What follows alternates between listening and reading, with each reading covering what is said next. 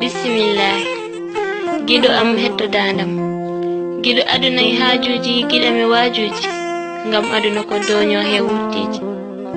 Mo wi ena falo aduna fof aduna fala ɗum. Giɗam hetto waajuji mbattaɗum e haajuji. Woto wi aduna ko mere hande wa ɗum no jeere.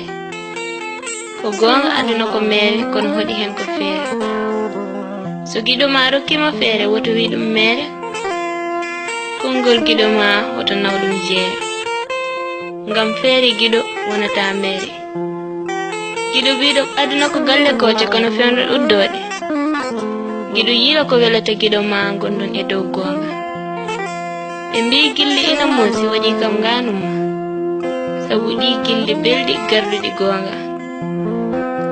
Ko wele gilli ko andude giɗo mum.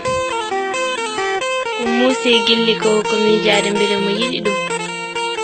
So gite mbirnimo heddo ɓernde e miijo mum. Gondigo gite giɗo woni njumri foole sukara e welde. Nde miijoji giɗo haɗi kam ɗanade. Ɓertumi gite gonmi e miijade. Ndeki giɗo ina waɗa haɗa kam ɗanade. Kono so ɓadima ena haɗa kam oñade. An geno gonmi koye ñagade. Mbele giɗo fuf nana waaju giɗo mum watta ɗum e haaju mum.